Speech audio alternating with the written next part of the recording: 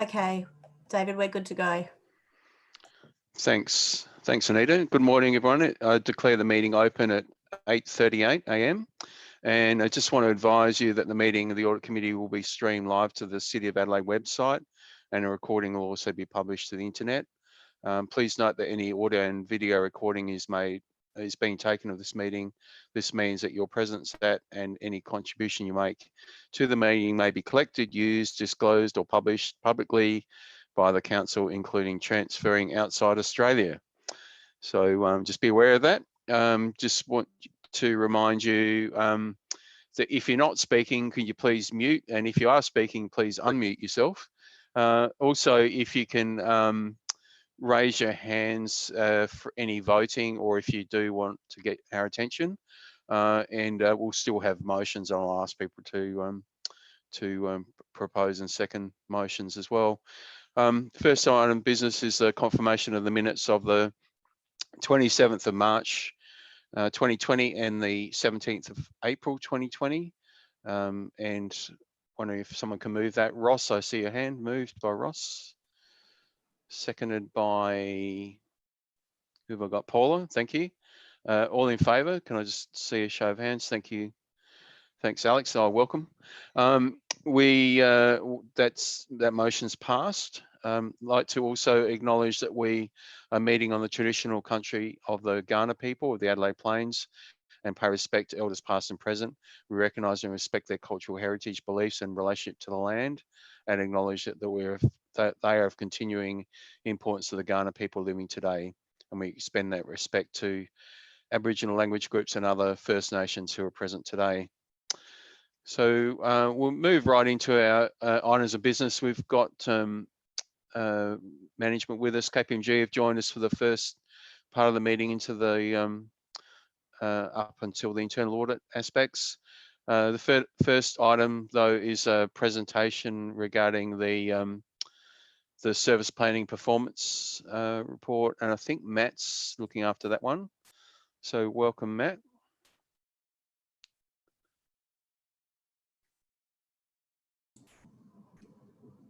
Thanks, David.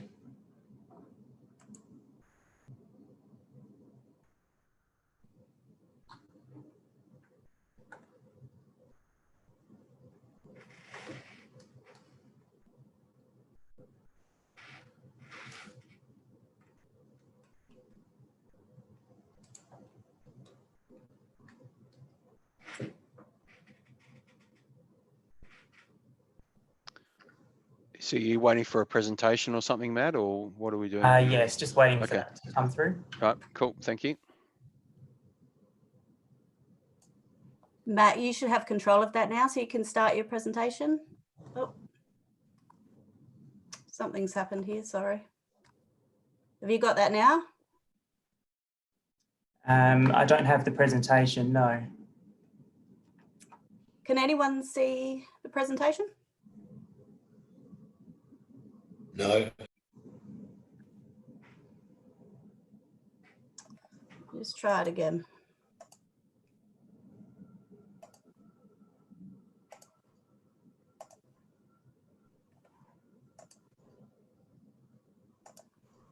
Okay, how's that looking? Yeah, that looks better. Okay. Thanks, Anita, and thanks, David. So since we last met with Audit Committee, Vanessa and I at the last session presented on the service prioritisation as at April 2020, and we really acknowledged at that point in time that the current situation was around COVID-19 was really going to guide our next steps with regards to this piece of work. And that's certainly been the case as we've progressed with integrating our service planning and performance work into our business continuity approach. And as we predicted, we've certainly found ourselves in that sort of test bed environment with regards to changing demands on services, shifting service levels, and also the approach to how we deliver some of our services. And this environment has certainly been unprecedented to date.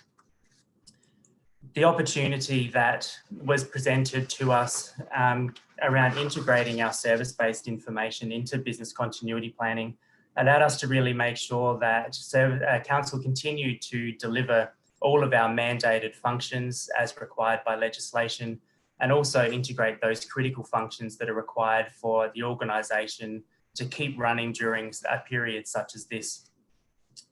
All the information we gathered with regards to services went beyond just the service level.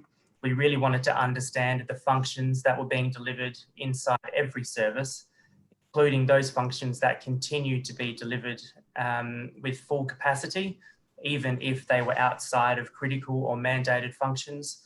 Those functions that had a reduced service level due to demand, and those functions that had stopped during this period. And you'll see that this has been fed into a business continuity dashboard, an example of which is the graph you see on your slides. This has since been updated post the distribution of the agenda for this meeting. And we can now report that we're up to 29 services that are being delivered at full capacity as of last week, and 62 services that are operating with some reduced functions, with only one stopped service. So you can see that progression as we've moved through the business continuity planning. The changes to our services have been happening on a regular basis and continue to increase our capacity to deliver in that regard. As we move forward beyond the first 4 weeks of our business continuity plan and into the current 4-week period that we're under, we've really been keen to understand and continue mapping the demand for our services. There's various ways which we do measure demand. One of the ones that we've been watching quite closely is that requests coming through our customer centre. And it's interesting to note that the requests coming through there from our community have really focused on what we may call traditional or essential council services, with a focus on parking, rates, waste collection and libraries. And this has been interesting to note as we've progressed through, that those essential services have really been of interest to the community. We've really wanted to understand the reliance on systems and data as we've moved to a number of staff being able to work from home, and ensuring that those systems remain accessible in the delivery of our services. Also understanding some of those interdependencies to ensure that those services can continue to run with the right support at the right time. As we kind of move through to next steps, we are determined to continue to really understand the demand on our services. We've been working very closely with our customer centre to map our service codes in alignment with what's flowing through our pathway system, which is where all our requests go through. That'll allow us to form a stronger baseline of service demand in the current environment that we find ourselves in. And as we find those restrictions start to change, we'll be able to hopefully measure how that demand is shifting as we come out the other side. Understanding service innovation and proposed changes to how we're delivering services is something we also want to capture. We have seen those shifts during the current environment where there has been a need for digitisation or streamlined processes to continue to deliver services under the business continuity plan. And we don't want to lose sight of that. We want to make sure that that is captured and we continue to move forward with being able to deliver those innovative approaches to how we deliver our services. And finally, I think it's important to note that our assessment of public value is still a critical piece of work. And we had a lot of feedback from Audit Committee last time we met, and that's certainly been taken into consideration. And as we move through into the business plan and budget period over the next few weeks, we're really keen to continue to integrate that approach so we can continue to understand the importance of services to our community as we move forward. So a brief presentation from me today, but this has been our real principal focus over the last period of time since we last met, really working on that service-based information and ensuring that's captured as part of our business continuity plan. Thanks, David. Thanks, Matt. That's very helpful and probably no doubt a real test of understanding your services when you're forced to, really. questions for Matt from any of the members?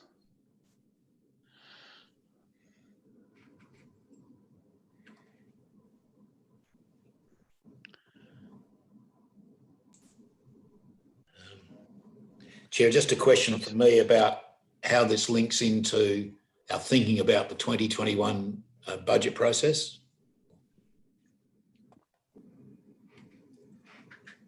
Yeah, from our perspective, I think it's really important that part of that demand work is understood as we continue to move forward. And we'll be working very closely with the finance team with regards to ensuring that the service-based information is presented throughout that budget process.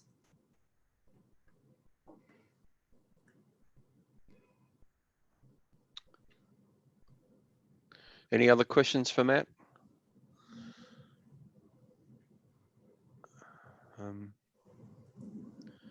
Just trying to see anyone else. So anything from Sandy or Alex or Paula?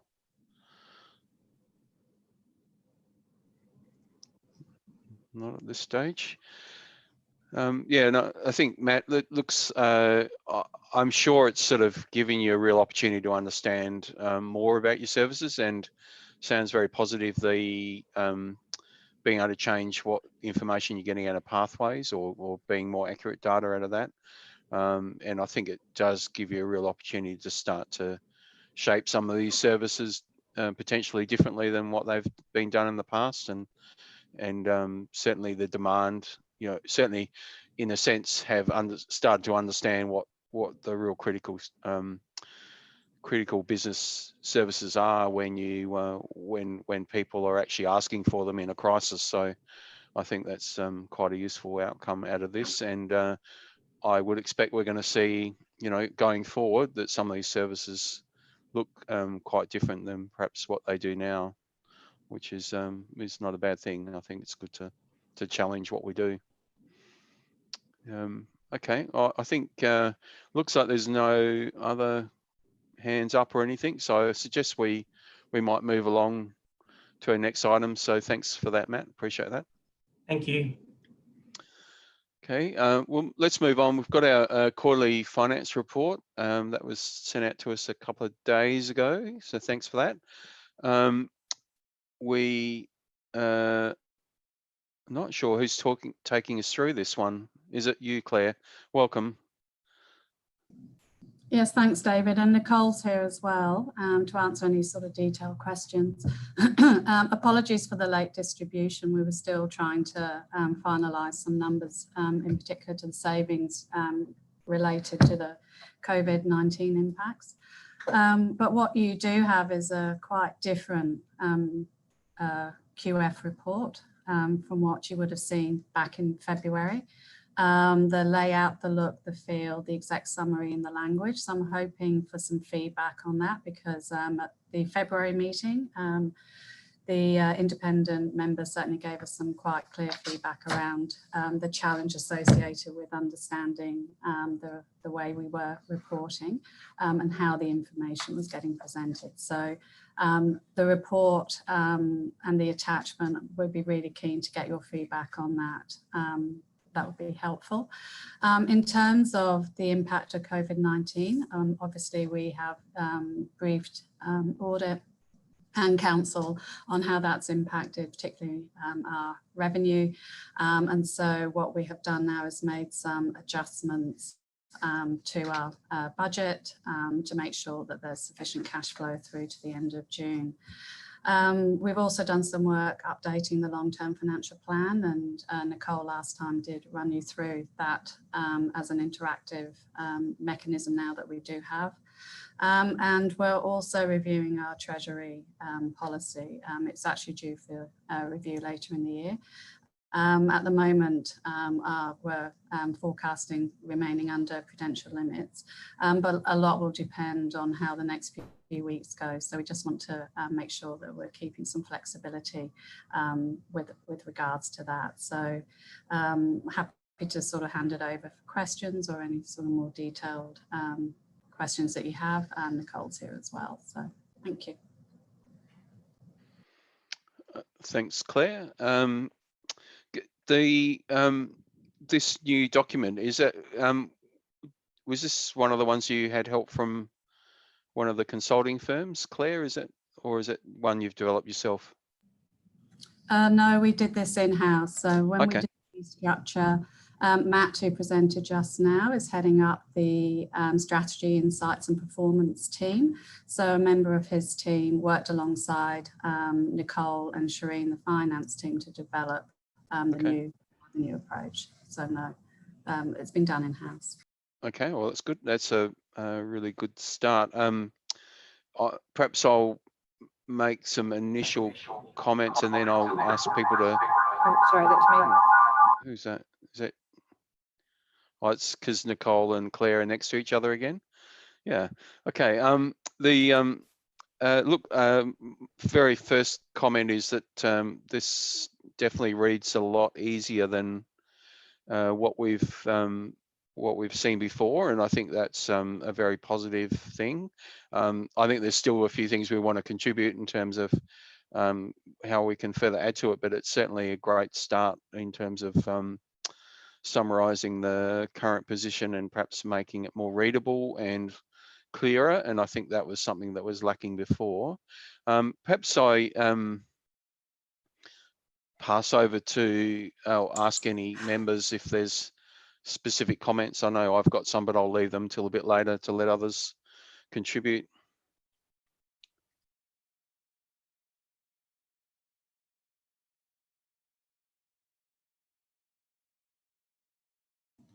Chair, just a comment from me. I recall at the last audit committee meeting, we had quite a discussion about the fact that we wanted to get both net funding results and also operating surplus deficit results really on the same level of prominence, I guess, and it doesn't seem to be that way. It seems to be that we're talking about the net funding deficit or net funding results, and then, you know, page 27, you get to see what the operating deficit was and what the changes have been. And I just, I would recommend that up front in the summaries, the headlines, we must have the operating result as well as the net funding result. Thank you. Yeah, we can certainly do that. We did say we would try and endeavour to do that, but we weren't quite able to land it. But yeah, certainly we can do that the next time. Just one thing that I think we still could do with almost on page 1 before the executive summary is still have what I called a dashboard in the last meeting, where we've got literally a one-pager up front that's got all of the key indicators, the funding situation, as well as the expected operating deficit, with colours, traffic lights, that'll do that encourages readers like ourselves or elected members to ask the right kind of questions, because I think that's still the level of detail is great in here, but I still don't find, you know, there isn't that one page that said, if I were to look at that one page, it should instill in me, you know, encourage me to ask the right kind of questions on where we're at. Now, obviously, you don't want all the detail on there because you can refer to the appropriate page, and you might even cross-reference from that dashboard to, you know, refer to page 22 or page 27 or for explanations. But just a one-page summary with all the key indicators and financial measures would be very useful, and I think that's something that I'm happy to contribute to. And I think Paula, I spoke to Paula and Ross about it, and they're all happy to even work with you to sort of help craft something up that might do that. And David, I think that would be a useful exercise, because you know, we have certain expectations, but if we could sort of make that very explicit, and we're all quite consistent, I think the three of us, when we spoke just recently, if we can make that explicit, it'll be very, you know, much easier for everyone to respond to. But my sense is, as you said, it's all there, but if we could just make it more impactful at the front, you know, for people who are not necessarily used to reading this material all the time, it would be a far more productive exercise, I think, and valuable for the council and its constituents.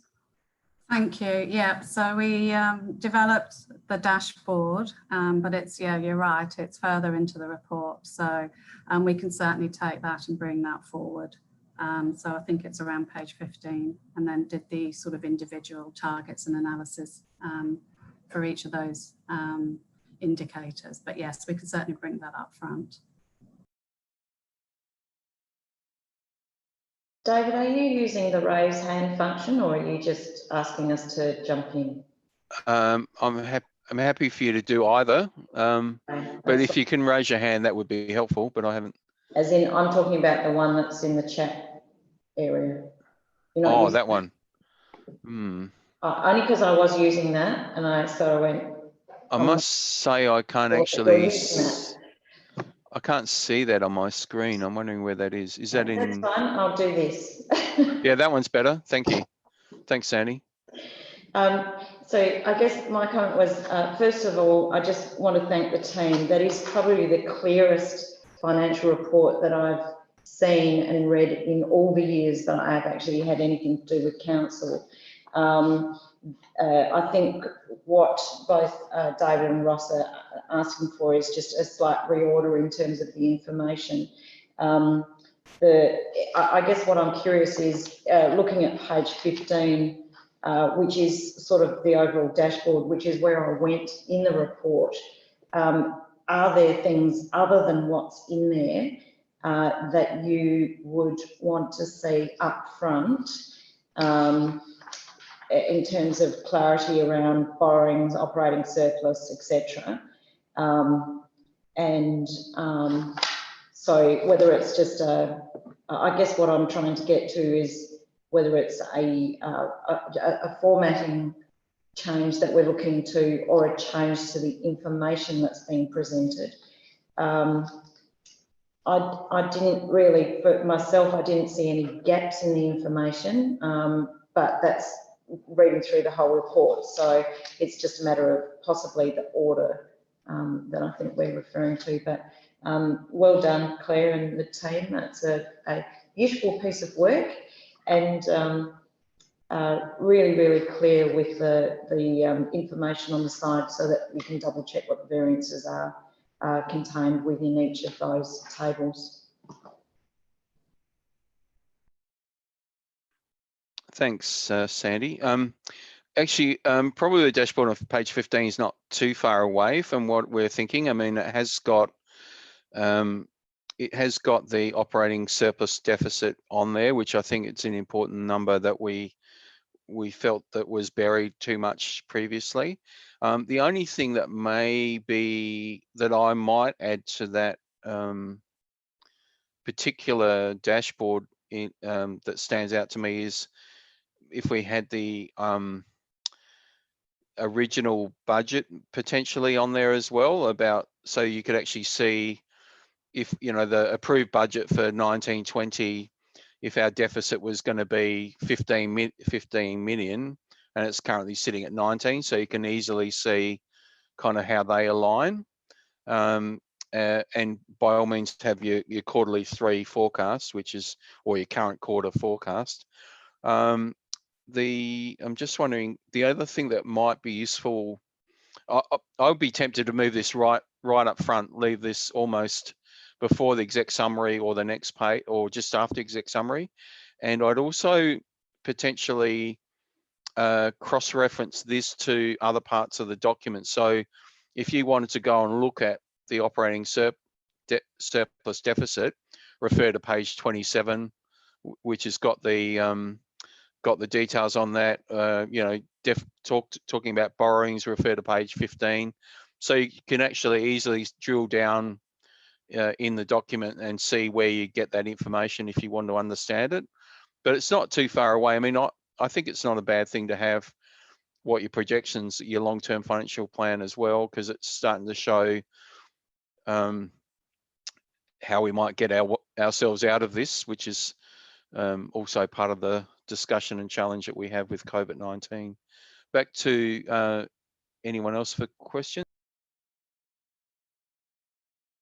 Yes, Chair, I agree with your comment. And in fact, it may be that page 15 can actually be one page, but another page will almost be just the 1920 column of that, or the first one or two columns. And so you'd have it in there twice. So you have long-term financial plan was there, and it would include the operating, the borrowings, the operating surplus and ratios, etc. But as one column, that would be the summary, the comparison between what was the original budget, what was there, and it's not part of the long-term financial plan, but that's a separate schedule again. It's not part of the overall summary up front.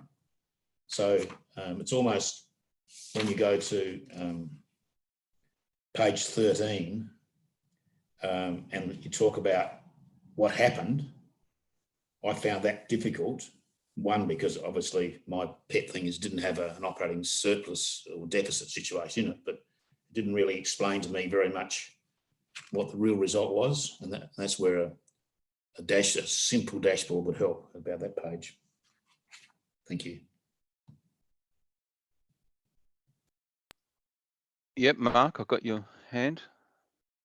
Yeah, I just wanted to say, I want to reiterate the fact that Claire's done an amazing job to reshape this with the assistance and the input of all of the executive.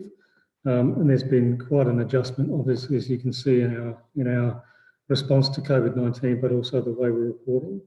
I'd like to take up that opportunity of working with the members offline in just making those slight adjustments to the way the information is presented, because clearly you have some thoughts that could assist us to improve. But I think fundamentally, the way this has been presented is so much easier to read and understand, and particularly for our council members, because this goes to council next week, I think it's going to be invaluable for them to see the way this has been presented as well. So, yeah.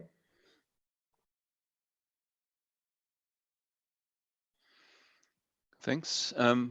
Any other physical hands out there? Nothing. Yeah, I think maybe there's just possibly one other, and happy to work with you on it. It might just be the just a summary of the current year, impact on revenue, rates, the impact on user charges, an explanation of kind of where we're at an expense level, employee expenses, etc. I think maybe if there was just a single page that just summarised that, and maybe it's here but I don't see it, that just gives you that almost a headline explanation alongside of each of those profit and loss levels, then I think that would probably just also be just a useful summary as well. But yeah, it'd be easy enough to help you pull that together, I think. So it would be literally only 1 or 2 page dashboard up the front that just should. What we're trying to encourage is people asking the right questions, and we want to see management asking these questions. We want the audit committee asking the right questions. We want the chamber also getting a report like this and going, these are the questions we need to ask about, what are we doing about them? And obviously if the explanation's in here and you can refer to it, then that's going to meet, it's going to really help in terms of that understanding of the financials. And I think that's been one of the concerns of the independent members, is getting to the point where the chamber really understands the financial position we're in, and certainly COVID again is used as a bit of is potentially going to be something that'll help bring focus to what we do at a financial level. Any other comments or questions at this point? Can't see anyone else wanting to say anything. If that's the case, if you're happy with that, I'll suggest that we have someone move that we note the quarterly report, the Treasury report update, and recommend this go to the council. I think that's what it says. Yep. So moved by Paula, seconded by Ross. All in favour? It's carried. I can see some hands. Thank you. That's carried. Okay, we'll move on. Next item of business is the internal audit progress report. Jess is going to provide some opening comments, I believe. Thank you, David, and good morning, Audit Committee. I thought I'd just briefly take you through the overall report before we go into the 2 completed internal audit reports we have included. So we are coming to the end of our 2-year internal audit plan. So the new internal audit plan will be presented to you in June. But due to COVID-19 and the enactment of our business continuity plan, we did have to reprioritise some of the audits that were left on the plan. So included in your report, we've got a summary of what that looks like. So the project management review audit has been deferred until next financial year's audit plan. The social media management audit, we are now going to undertake in-house. The purchase card, so the PCI, you might remember, purchase card industry scheme, that audit will still go ahead due to compliance requirements, but that won't occur now until November. And also we have updated a number of outstanding actions. So the current projects we have are the employee travel expenditure and Section 7 statements. They'll be presented to you today. Fraud prevention framework and event sponsorship are very near completion, so you'll see them at the next audit committee meeting. And the parklands expenditure is in, we're scoping that up now, so we will get that one started very soon. So what we also did due to COVID and the business continuity plan is we extended actions that were due in April for another month to give staff time to complete those. Just with limited resourcing, we thought we should extend them out. We really looked at that based on their risk rating as well. Actions relating to the PCI compliance, we had that approved by the card industry scheme as well to extend those, and we now have that formally approved by the industry scheme. And there was only one other high finding that was extended for over a month, which was in relation to stores management. So we're working with the London Road team now on completing that one.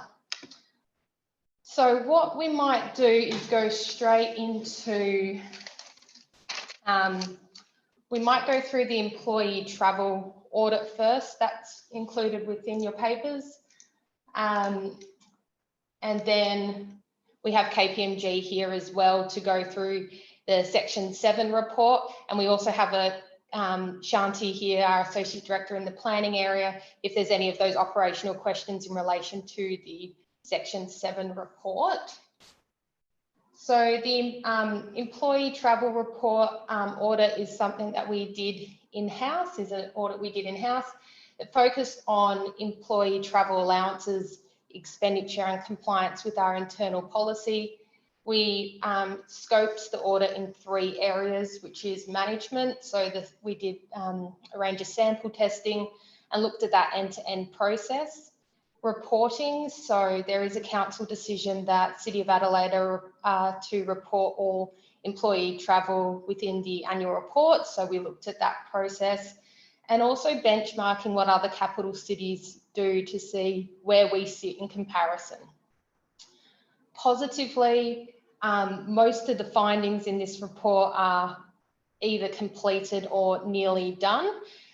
This audit was completed at the same time the annual report was being completed. So a lot of the findings we could actually implement then and there. So we had 1 high finding, 1 medium, 3 low, and 1 process improvement. So I might just go through the high and medium and then just see if there's any questions on this report. So the high finding was around a lack of procedural documentation, and this is really regarding the consistency of how approvals and documentation is stored within council system. So after sample testing, we noticed a few different processes that were undertaken, and looking into that further, it was really a lack of knowledge of the operating guideline. So the main finding here is to more awareness around the employee travel expenditure operating guideline. We also noticed through this finding that council has a travel insurance policy for all employees, and that in some cases when using a firm to organise travel, extra insurance was purchased on top of that as well. So we're actually doubling up. So we worked together with the finance team on this one and have reached a number of recommendations and actions, including really process mapping that process and then making sure that the executive assistants and personal assistants understand the process so it's consistent, and also including that insurance component as well. So most of the actions within this first finding, the high finding, are either done or will be done by 30 June. So it's a really good effort of the team. The medium finding is around reconciliations not performed.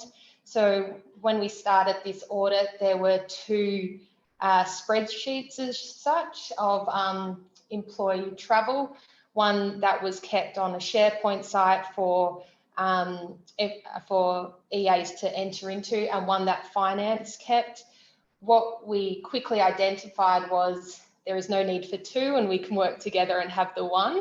And that register now will be looked at every 3 months and reconciled against council's financial system as well. So that was something that we were able to implement during the audit, and that helped with the draft of last year's annual report as well, to make sure that information was accurate in there.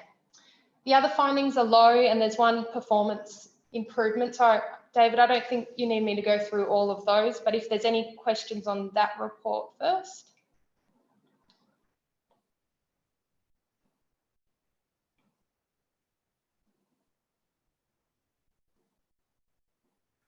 Looks like there's no questions. Has any of the members got any questions on the report? I think it's quite clear, Jess, and it looks like some practical improvements came out of it, which is a good positive thing. Yeah. No, and I presume there's no sort of findings of unusual travel or anything like that, or unsupported travel, or okay. No. During the sample testing, it was only minor documentation that couldn't be found, but once we asked the question, it was found. It just wasn't saved in the right place. So everything was approved before travel occurred. Sure, thank you. I think we should move on to the Section 7 report. Yeah, excellent. Thank you, David. I'll pass over to, I believe, Justin first from KPMG to go through Section 7s. Yep. Thanks, Jess. Thanks, Chair. Thanks, all. So we have the internal audit report here this morning, focusing on Section 7 statements. Before I hand to Heather to go through some of the finer detail of the report, I think it is worth reflecting on two key aspects around this review. The first one being this is a process as a higher level of customer and stakeholder interface. So again, that always brings a little bit of a different focus that we do bring to the audit.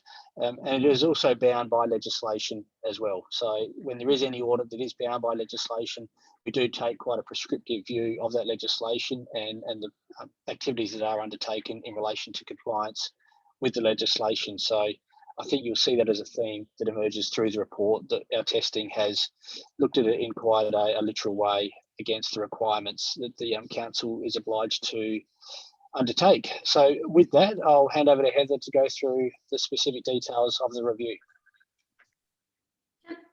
Fantastic. Thanks, Justin, and good morning, everyone. So just to start off with, provide just a little bit of context. So Section 7 searches provide information on a particular property, and under a Section 7 search, there's 3 key components that search includes.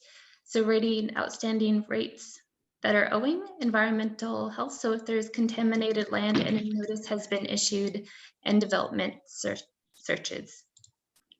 For the City of Adelaide, as Justin has mentioned, the obligations of the council are prescribed under relevant legislation. And notably, there's an 8-day business day mandated time frame that any application request must be responded within. Under the scope of the review, so we looked at the council's policies and procedures, looked at the systems that provide the information that's used to source for the applications. And specifically, we also looked at the customer interface side. So as part of this process, understanding that customer queries, may come up on the status of applications or perhaps questions as well. So that customer lens was specifically one of the key areas that we focused on. In regards to overarching volume, from the 1st of July to October, there was approximately 900 Section 7 applications and 169 Section 187 requests. So those being just related to outstanding rates. So I think overall, importantly to note, there was no high or significant findings, no significant issues that we noted, but some areas for the council to focus on for improvement. So across the board, there was 4 moderate rated findings, 2 lows, and 1 performance improvement opportunity. So I'll just touch on the moderate rated findings and open it up to any questions. So the first finding is in relation to accountability for search requests received under Section 7 is unclear. So as part of the application processing, that process sits across 2 different teams, being the rates and the planning and development team. So obviously the rates team providing information on outstanding rates, and planning and development providing a large portion of the other information. So from our stakeholder consultations, what we found is that although people were understanding of their specific part of the puzzle, overarchingly, when we asked who had the overarching responsibility of ensuring that the mandated timeframes were adhered to, there was a lack of understanding or a bit of ambiguity in regards to who ultimately that sat with. Secondly, also importantly to know, in regards to the handling and management of customer requests, again, that wasn't clear as far as who took ownership and ensured that those customer requests were responded to within a specific time frame, or monitoring all of those outstanding customer queries. Finding number 2 is a lack of formalized monitoring and reporting of breaches in mandated timeframes. So what we understand is specifically there's no ongoing reporting that's done over the status of applications. So specifically as a result of the detailed testing that we did on the data, it was identified that 18 applications had not been responded to within the mandated timeframes. So we understand that that's due to a variety of reasons. Number 3 is information in response to search requests may be incomplete. So specifically, the City of Adelaide is not searching all relevant databases, so specifically Health Manager and Pathway. So information within those 2 databases is held for relevant information for the Food Act by the Community Safety and Health Team. It's noted, however, that the likelihood of information that would be relevant to the application, there's a little likelihood, but a significant impact if it was, an application for a large land development, as an example. And then lastly, limitations on the current pathway configuration. So across our review, looking at the system and its capabilities, there's a number of issues that were identified. So multiple versions of pathway being used by the different teams, error messages that were automatically generated. I think there's approximately about 7 different issues. And I think taking a step back, recognizing that as the council is looking to improve the efficiency of its operations and improve its services, the system limitations will be a significant barrier to the council in enacting any of those improvements. I note, however, that there's the e-planning reforms that are currently on the horizon. So there is, I guess, a bit of a cost-benefit analysis in regards to the investment in any of the system upgrades, noting that on the horizon that there may be more significant changes. But I think a lot of these issues had been outstanding for quite a while. So going forward, I think just ensuring that the systems underpinning some of these key processes, you know, provide for the most efficient service possible is quite important. I'll skip over the low and the PIO, and then I'll just note, as per Appendix 1, that there was some benchmarking that was performed against 3 other councils, just looking at the different systems and the volume of requests, and also the FTE and the standard business days as well. And that concludes the presentation. Happy to take any questions now. Questions for Heather or Justin?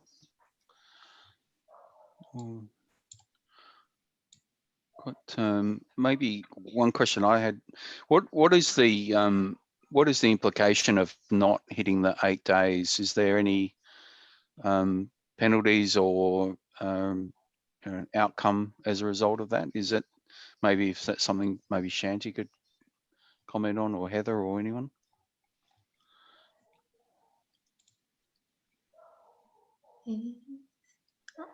Shanti needs to unmute if you're going to talk. Hello, Shanti. Thank you, David. There are no penalties for those breaches. However, I think one of the issues that we continue to grapple with is the point that Heather raised about the fact that rate searches belong in one team and the planning searches belong in another team, and really ideally they should just have one home. This is a matter I have been speaking about to try and get resolved for quite some time. So this audit is actually a welcome finding in my view. Okay. And has there been any, I appreciate that this didn't cover the period of COVID, but have we seen any trends in the last month about how well we've been able to respond to Section 7s, or has the volume increased or decreased, or? Through the chair, we have been monitoring, in fact, the volume of Section 7 searches in particular. I can't comment on the 187 searches because I don't have that data. However, insofar as the Section 7 searches pertaining to planning inquiries, the volume has certainly dipped. And I think that's a reflection, obviously, of the COVID environment that we're in. And we have managed, with the resourcing that we have kept in the BCP environment, to actually keep on top of all of those requests. So we have kept within time. Can I just say too that the pathway improvements that particularly we have had in place since the enactment of our e-planning solution has helped us to improve our monitoring of timeframes and those sorts of things with those searches. Okay, thank you. Any further questions for KPMG or Shanti? No, not much movement there that I can see. Or Sandy? Looking at the comparison table on page 17, in terms of volumes of requests and the allocated FTEs, noting that, as you were just saying, Shanti, there's no centralised owner and it's split between planning and rates teams. Council 2 obviously has an extraordinary amount of searches, and it is managed by 1.4 FTEs, split again across 2 departments. I guess I'm just querying 2 things. One, if there was a single FTE allocated to look after both planning and rates inquiries, does that become a point of risk for the organisation if that person is not available or absent? And the second thing is, given the what seems to be a very few requests, I don't know what that means for a yearly request, but whether we've over allocated resources.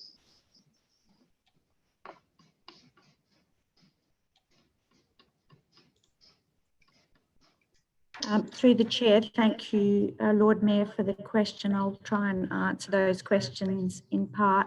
So I think the KPMG were only able to benchmark within the state of South Australia. So this legislation is specific to South Australia. So they benchmarked against metropolitan councils. And Heather, I'm happy for you to chip in.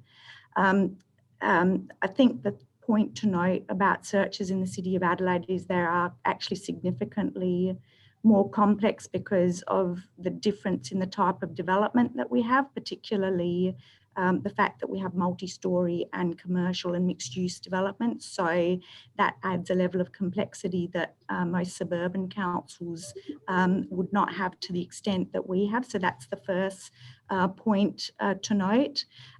What that means as well is that the level of information that potentially we have to search for is a bit more complex and therefore takes a bit longer to find sometimes. The other point to note, Lord Mayor, is that we actually, compared to suburban councils, have a much richer data source of information because of our archive, because we have stored information back to way beyond time, which some councils may not actually have. And insofar as the question of the FTE and the what I think you're referring to as a single point of failure, we picked that up actually 4 years ago, Lord Mayor, when we went through our e-planning project. And what we've done to mitigate that potential impact, particularly in Section 7s, I can't comment on the 187 question, is that we've multitasked the role so that we have a few staff who can pick it up. And the last question, which I think was whether we had too much of an FTE or too high a level. So currently we have 0.8 of an FTE in the planning team who undertake that role, and that FTE is fully occupied. The question of whether it can be done any faster, we're pretty confident that when we instigated the planning solution that actually generated a whole bunch of savings in FTE, so that we have actually mixed it up a bit more, that we actually are making some savings on that front already. Great, thank you. And I guess the one item that I would note in part two, in response to your question as well, is just noting that the different systems. So for Council 2 that you highlighted in regards to the larger volume of requests, so agreed with Shanti's point in regards to the City of Adelaide having much more complex applications to process. But I think overarching, it's important to note as well that the other councils use a different system, that being Authority. And from what I understand, that's a more user-friendly system. And specifically circling back to finding number 4, there are a number of issues with pathway. So I think as far as the efficiency of the process, just noting the underpinning system as well, probably also impacts on the efficiency of how quickly the council is able to process some of those applications. If I may, David, just to add to that, noting that the rates team actually use a different version of Pathway, and that adds to a level of complexity. So we do have some work to do in terms of getting ourselves on the same version of Pathway, which I think would significantly improve both our ability to be a bit more proactive as well as improve the customer experience. Thanks for that, Shanti. Sounds like that's be a positive thing as well to be on the same version. Further questions at all out of that? I think that's been a helpful report, and sounds like there's some quite good actions that are going to come out of that, and it looks like they're things that we can deal with reasonably well, quickly. Any other comments? Otherwise, I'll have someone move that we note the internal audit progress update report. I'll move by Paula, seconded by Ross. All in favour? It's carried. Thank you. See your hands. Thank you very much. I think we're over to you, Mark, next for the CEO update, I believe. Thanks, David. Might just ask Anita, can you pull up the resolution of council from the 14th of April, please?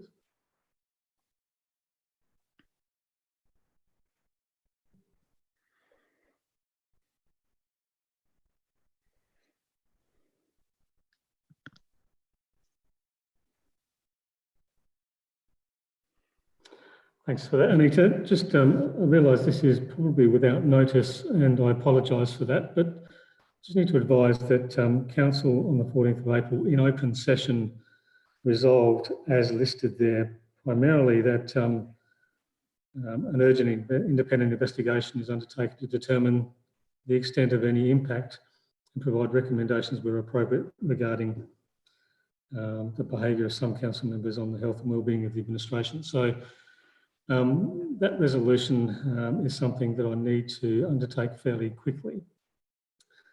My difficulty with the resolution of council is that from an administrative point of view, I want to be sure there is absolute independence in two components. One is determining the scope of the investigation, and the second is determining the investigator or appointing the investigator. And I think it's really important from an administration point of view that there is separation between the administration and those two pieces of work. My request of the audit committee is that perhaps today we can discuss the resolution of council and potentially a way forward. Just from a process point of view, we're looking for our people team, which is led by Vanessa Godden under the directorship of Claire Mockler, to actually lead the project from an administrative perspective. And so they would undertake the majority of the actual work of the investigation. But what I'd like to do is to seek the assistance of the audit committee in determining the scope and selecting the consultant, and then further, I guess, just overseeing the report of the investigator and reporting through to council. And all on that is all on the basis of independence and making sure that there is a separation between the administration and the functions being undertaken. So what I'd like to suggest today perhaps is, I think Rudy, you've come up with some words for a potential recommendation. Are we able to see that, Anita?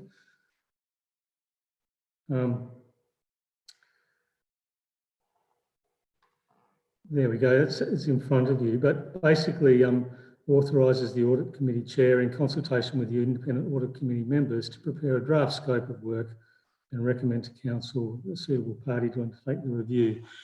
And that would enable me to ensure there is that independence as part of this quite important project.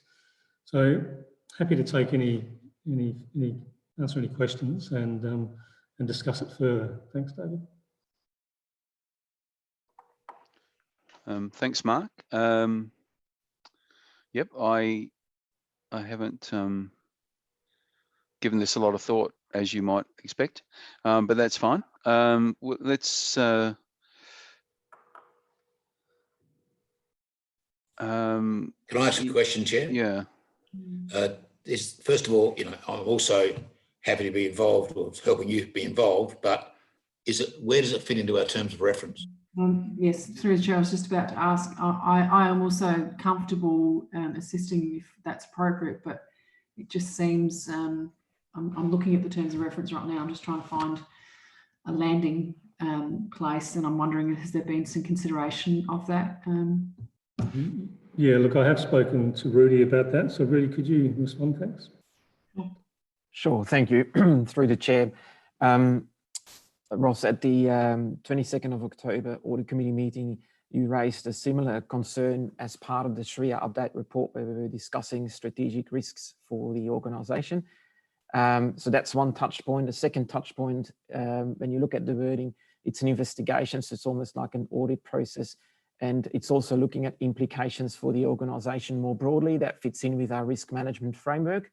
where council has given the audit committee the oversight of it. So the audit committee may well be best placed to look at overall risk implications and the application of the risk management framework in combination of the audit or investigation work to be undertaken. So in that context, the audit committee can advise the council in an independent way, which is also important.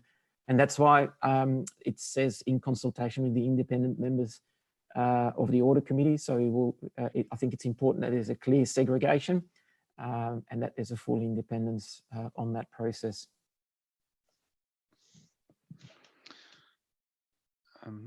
Chair, can we see the resolution again?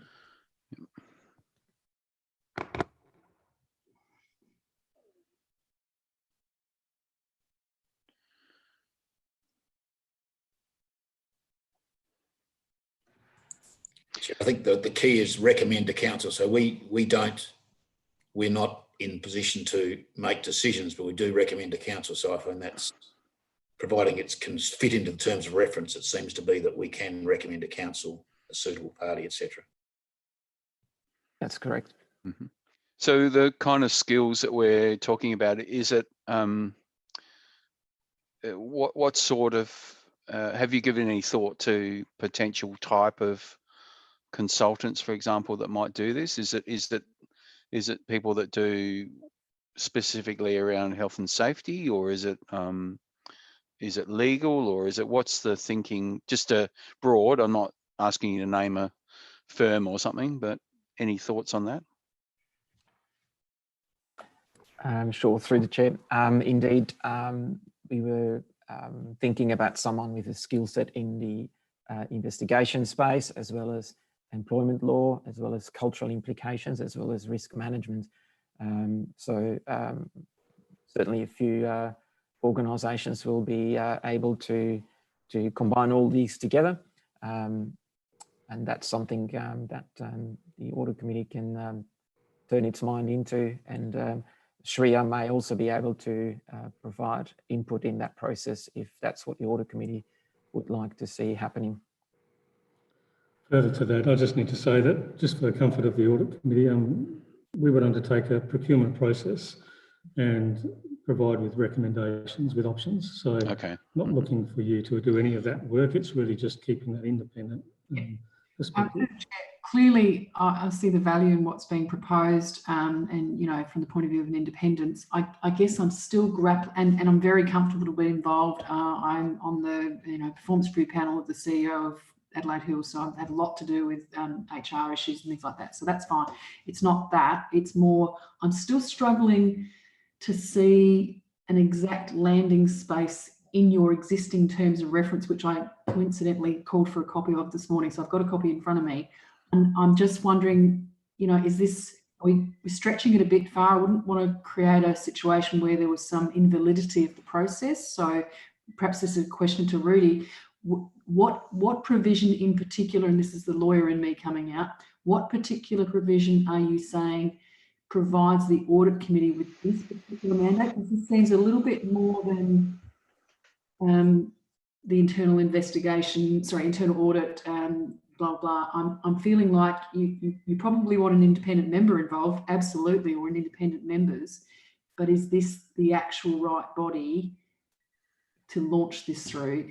And maybe that this is actually a gap in another process. I don't know. I'm very happy to be involved, and I want to make that very clear. This is, on all fours, as they say, but I'm just struggling a bit with your existing terms of reference. That's not to say they can't be revisited, of course, if required. Sure, absolutely. Very good question, Paula. In my view is that the audit committee has oversight over risk management and plays a very independent, solid role in that. The audit committee receives our SRIA reporting, strategic risk and internal audit. Audit committee receives all our audits and reviews and investigations in that space. Audit committee also receives information through SRIA on ombudsman investigations as well. So from a risk management oversight perspective and providing guidance and recommendations to council, I think that is definitely a strong alliance. Also in context of independent member Ross Haslam in the at the October Audit Committee meeting, bringing it up as a concern, a strategic risk, a strategic issue. Therefore, I think Audit Committee within the terms of reference is very well placed to provide guidance to the council on that. So the key connections to me, connecting to the terms of reference, are to do with the risk management oversight and the receiving of and providing guidance on audits. So the implication is that the issue, the underlying issue, is a strategic risk rather than an operational issue. That's correct. That's correct indeed. Yep. That might ground it. I don't leave it to the other members. Chair, I think it's right. To me, I do recall raising the risk back in October, and it is a key risk, and it's come to fruition. And I think we can act on that. We should just tread carefully, but I think we can do that. Yeah. Okay. So I think that's a reasonable way forward. I think we obviously, unless we've got anything already drafted around a scope, we would need to do some work around that.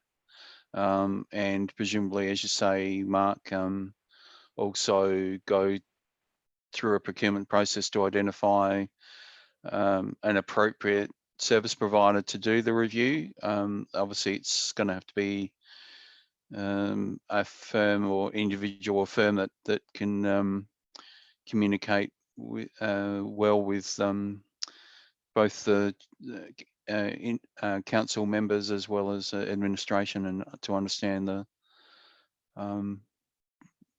or identify any findings and report appropriately.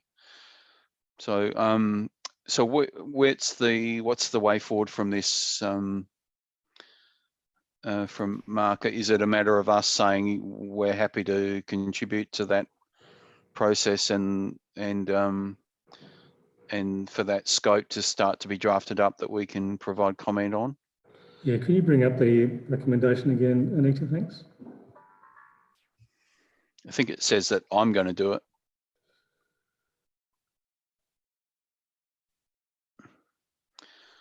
So would is the thinking that we would actually, that the actual independent members would draft the scope, or would you in fact Like, I think there's two components. One is selecting of the investigator. The second one is determining the scope. And I think the scope needs a bit of work, and I think that would be guided to a degree by the administration. We come up with options for you, but I just want to be sure that it's endorsed by an independent body. And so I think we'll need to return to you with both the outcome of a procurement process which provide options for investigators to select from, and provide you detail with regard what the scope could look like, and then you analyse that and determine whether it needs adjustment. Claire, any thoughts from you, Claire?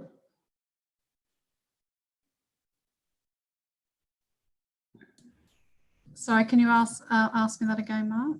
No, just with regard to that approach where we'll go through procurement, provide a number of options for independent investigators, and also shape up a draft scope for consideration.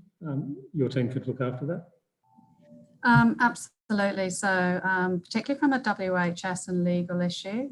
So we do a number of these, over the years. So what we can do is come up, as Mark said, with some options. And we certainly have a few different firms. I think, as Paul has already indicated, there's legal, there's WHS, and there's HR implications. So we would put that to the various people that we've used in the past, and then bring that back to audit. David, if I could make a comment. Sure, thanks, Sandy. I think in this process it would be really important that you also talk to the council member who was the mover of the motion. Yeah. I've seen on too many occasions a motion that's come through, and then what's come back is actually lost the intent of the motion that's come into the chamber. And I was speaking of one last night where a council member wanted some festoon lighting, and we got $1 million lighting design strategy. So I think it's really, really important that you make sure that you touch base with the mover of the motion, which I believe was Councillor Kouros. So if that's a conversation that you and the independent members are happy to have, so that we don't lose the intent. Yeah, that was one of my questions, was kind of who drove the motion, and did it come from the councillors? So yes, because it would be quite important that the independent members understand the reason why the motion's come in. is it, I'm not sure if there's any more information in the minutes of that meeting. I may be able to track them down as well. Yeah, so just in terms of the draft scope, I think, and I'll leave it at that, but I do actually think that that needs to come from the council members, probably even more so than the Yeah, I think that's right. I think it would be appropriate that if we're drafting a scope up like this, it needs to consider both the council members and the administration. You just can't do it, from an administration point of view, clearly. Rudy?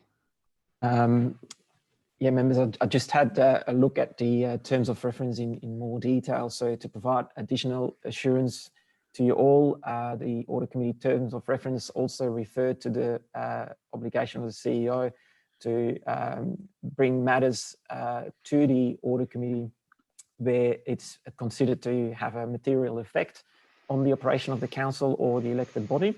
So that's another touch point. And the Audit Committee also oversees any investigation of activities which are within its terms of reference. And since we're looking for implications, so that's the risk implications lens, that's certainly also within that boundary, if that can help. Yep, no, thanks for that. I think having the context of the October discussion helps, particularly for myself, having been involved. I think you joined after that, Paula. And sorry, and I guess the other concern is that it is very much a work health and safety issue. So that needs to be taken in consideration as to, how we take that through. Mm-hmm. I might actually potentially check with a couple of other councils as well that I'm involved with that have perhaps gone through some of this. I think they may get some pointers on scope or providers in this space. Just with regard to the recommendation, because the resolution of council seeks an urgent investigation, the recommendation's been drafted to enable you, David, to really consult with the committee members to prepare the scope and recommend the suitable party to undertake the review. Clearly, there would be reports that would come back to the committee in a more formal sense, but that was the intent today, was just to seek approval for you to work to prepare the draft scope with the assistance of the administration and to recommend the appointment. And that's what was proposed today, just because of the urgency of the resolution of council. Okay. Well, it sounds like something we're gonna have to move on quickly. I would think. I'll move the motion, Chair. Yep. Seconded by Paula. Thank you. All in favour? Could I just comment? Sorry, David. Alex Kushgan, yeah. Yeah. I drafted this motion along with Mary, Okay. and I certainly understand the administration's desire for thoroughness and how it's implemented. Certainly, we didn't actually contemplate in the slightest that it would come to Audit Committee, and we considered that having an independent investigation was independent enough. But if that's the approach they wish to take, then I am comfortable with that. But yeah, I just echo Sandy's sentiments that you will need to bring yourself up to speed if you're going to handle the drafting of the scope of it on exactly why it occurred. So yeah, just encourage you to have those conversations with all the relevant people, just to make sure everything that needs to be captured in it is captured in it.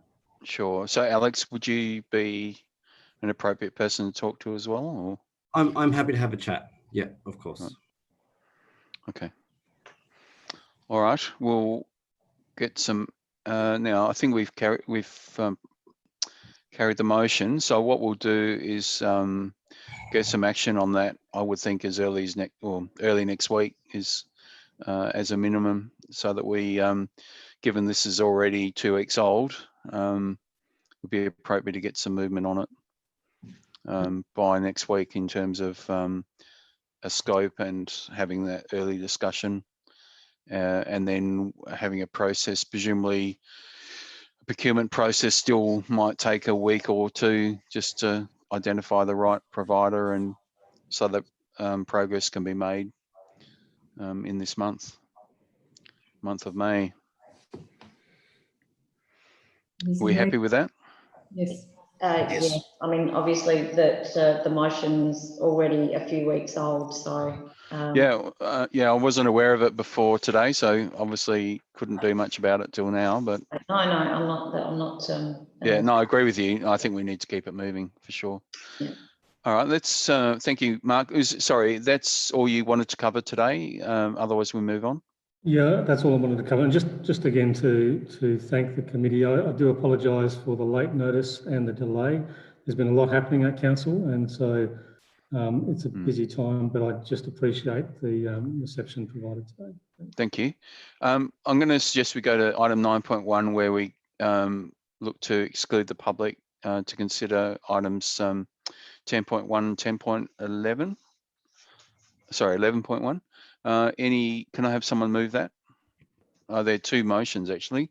So motion 10.1 first. That's moved by Ross, seconded by, I can't see anyone's hand. Paula's hand, thanks. All in favour? That's carried. And item 11.1, we need a mover, Sandy, and seconded by Ross. All in favour? That's carried. Thank you. You can see all your hands. We are in confidence, so I do need to wait until the live stream has been stopped.